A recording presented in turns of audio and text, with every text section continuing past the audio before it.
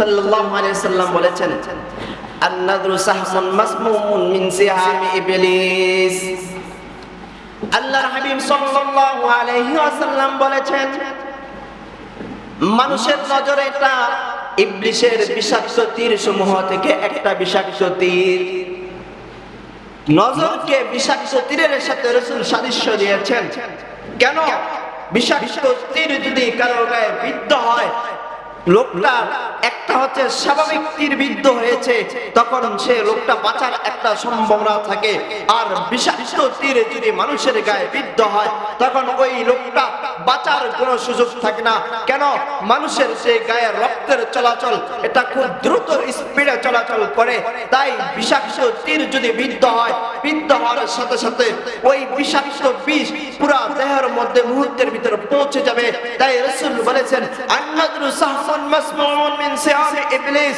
মানুষের নজর এটা একটি বিষাক্ত তীর, যার ক্ষমতা যত বেশি তার সফলতাকে মানুষ এটাকে তত বেশি বড় সফলতা মনে করে।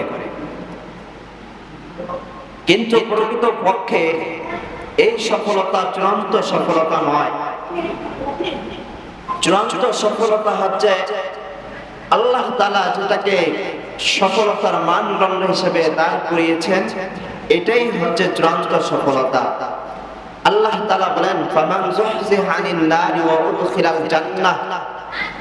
যে ব্যক্তি নিজের নামটাকে জাহান্নামের খাতা থেকে কেটে জান্নাত জিতে নিতে পেরেছে, জান্নাত অর্জন করতে পেরেছে, সেই ব্যক্তি সফল। সেই ব্যক্তি মহা সফল, চূড়ান্ত সফলতা অর্জন করেছে। যদি সে জান্নাত অর্জন করতে পারে নাই, যার অনেক টাকা পয়সা আছে, ক্ষমতা আছে, কিন্তু তার সে জান্নাত অর্জন করতে পারে নাই, আল্লাহর আদালতে সে সফল নয়। হাদিসে পাকের ভিতরে এসেছে, রাসূল সাল্লাল্লাহু আলাইহি ওয়াসাল্লাম বলেছেন,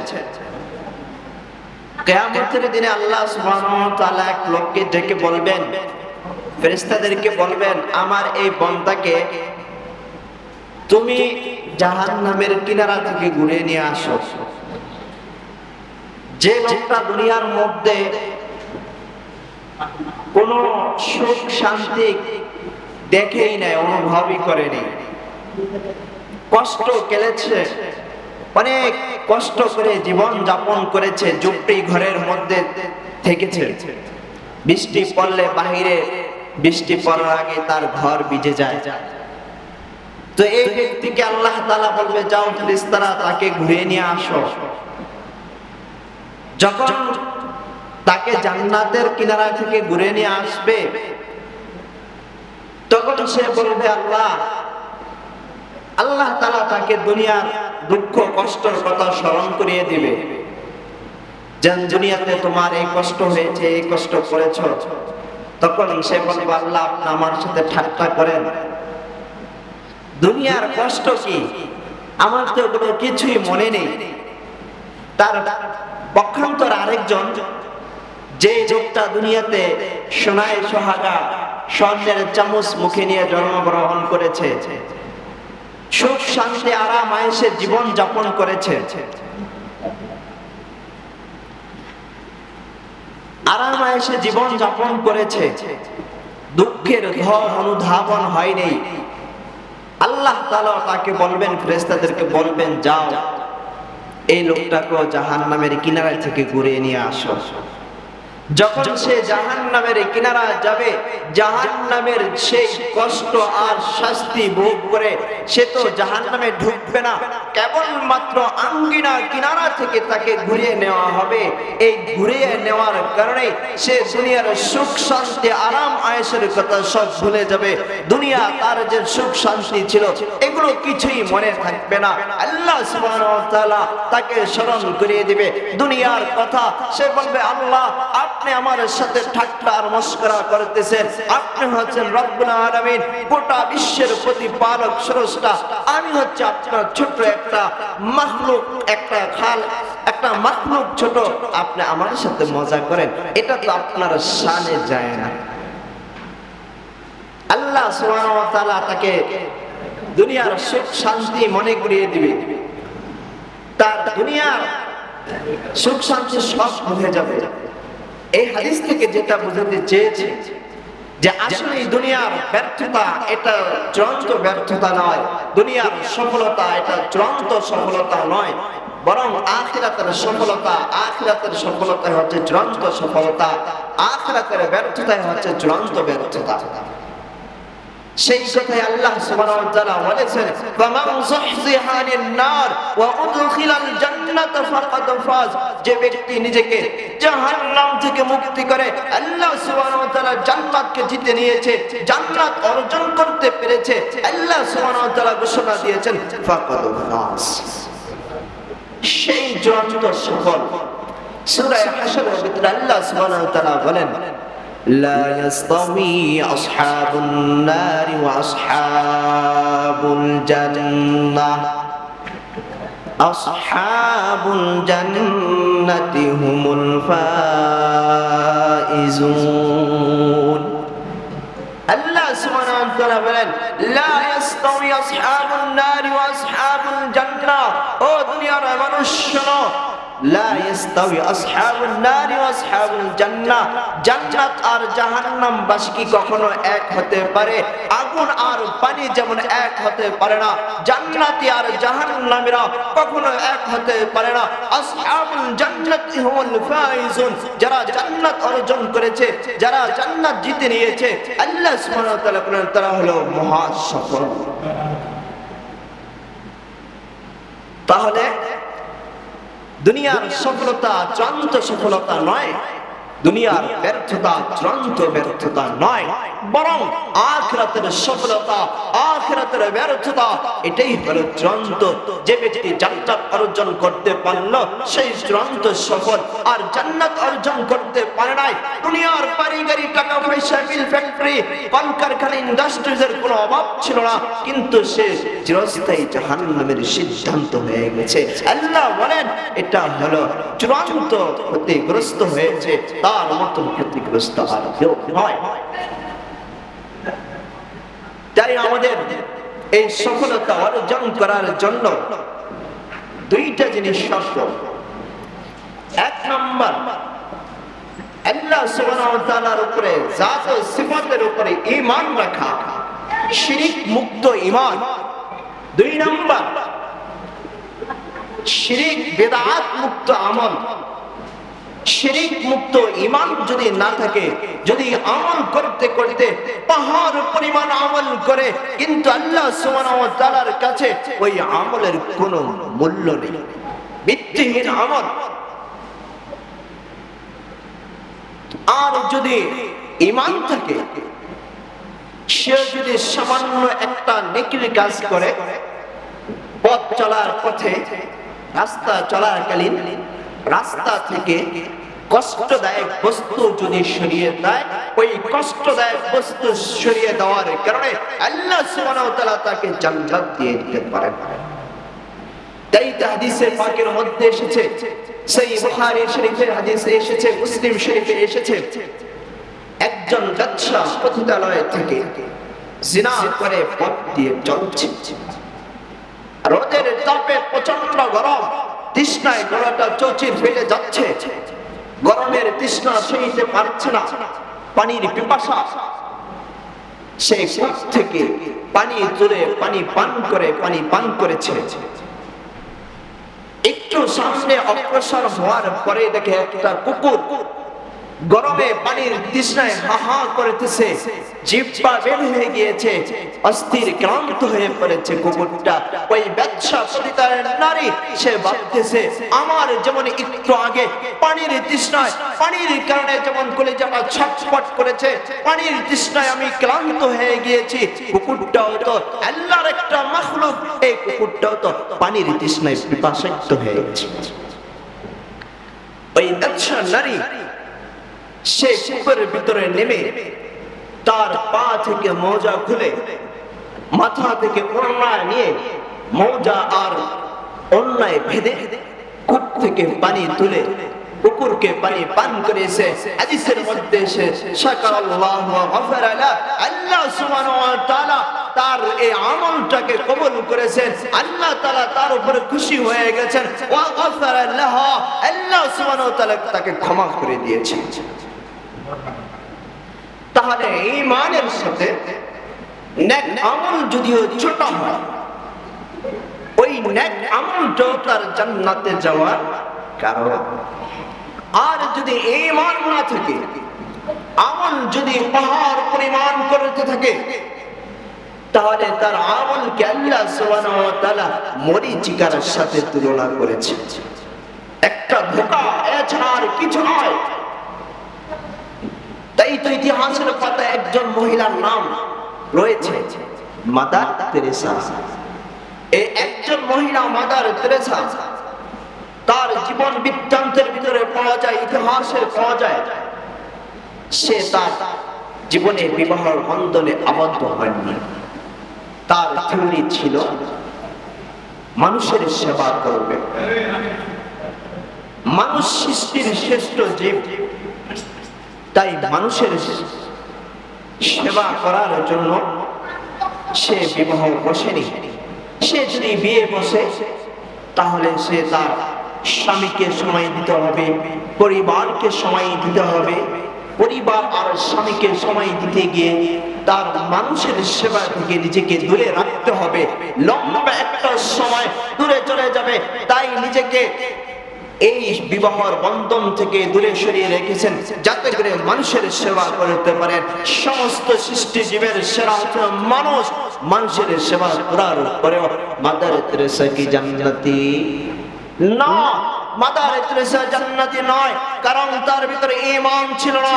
আর ঈমান যদি না থাকে, আমলের যদি পাহাড় পরিমাণ করে না কেন, আমলের পাহাড় হতে পারে, ওই আমলের মূল্য জাররা পরিমাণ মূল্য আল্লাহ সুবহানাহু ওয়া তাআলার কাছে নেই।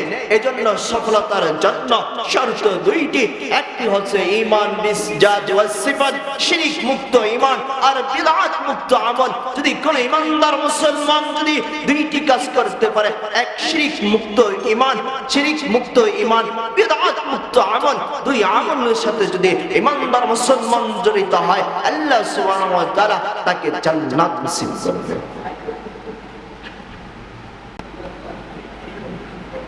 ঈমান বিল জাত ওয়া সিফাত, বিদআত মুক্ত আমল হওয়ার সাথে সাথে তৃতীয় আরেকটি কাজ, তা হচ্ছে খাতমা বিল ঈমান। ঈমানের সাথে মৃত্যুবরণ করা। ঈমানের সাথে যদি মৃত্যুবরণ না করে, তাহলে তার জিন্দেগিতে 60 বছর, 70 বছর, 80 বছর আমল করেছে, তার সমস্ত আমলগুলো বরবাদ হয়ে যাবে। যে ব্যক্তি 60 বছর বেঁচে ছিল, আমল করেছে, তাহাজ্জুদে 100% আগিয়ে, ইশরাকে 100%, 100 সব দিক থেকে 100, কিন্তু মৃত্যুবরণ করার আগে কালিমাতুল কুফর উচ্চারণ করেছে, অথবা এমন কোন কাজ করেছে যার কারণে তার ঈমানটা চলে গেছে। যদি তার ঈমানটা চলে যায়, তাহলে তার আমলের বিন্দু মাত্র উপকার আসবে না। তাই আমাদের আকাবের আসলাফ বুজুর্গ উলামায়ে কেরাম কোরআন হাদিসের গবেষণা করে একটি সার নির্দেশ আমাদেরকে বের করে দিয়েছেন। কিছু আমলের কথা বলে দিয়েছেন। কোন মুসলমান যদি আমলগুলো করেন, আমাদের আকাবের আসলাফ উলামায়ে কেরাম মুরব্বিরা বলেন, আশা করা যায়, 100% আশা করা যায় ওই লোকটা ঈমানের সাথে মৃত্যুবরণ করবে। সুবহানাল্লাহ। সময় যেহেতু অল্প, তাই বিস্তারিত বলা যাবে না। সংক্ষিপ্ত ভাবে কয়েকটা আমলের কথা বলবো। 6টি এমন আমল আছে যে 6টি আমল করলে ইনশাআল্লাহ আশা করা যায় ওই লোকটার ঈমান মৃত্যু হবে। ঈমানের সাথে ঈমান নিয়ে পরপারে যাওয়ার মতন সৌভাগ্য আর সুযোগ আল্লাহ করে দিলেন। আমাদের মুরব্বি উলামায়ে কেরাম বলেন, কোন মানুষ যদি ঈমানের সাথে মৃত্যুবরণ করতে চায়, তাহলে তার জন্য করণীয় প্রথম যে আমলটি, এক নম্বরে নজরের হেফাজত, দৃষ্টিকে হেফাজত করা। আল্লাহ সুবহানাহু ওয়া তাআলা যেগুলো হারাম করে দিয়েছেন, আল্লাহর হারাম জিনিসের দিকে দৃষ্টি না দেওয়া, আল্লাহ যেগুলো জায়েজ করে দিয়েছেন ওগুলোর মধ্যে দৃষ্টি দেওয়া, এর বাইরে দৃষ্টি না দেওয়া।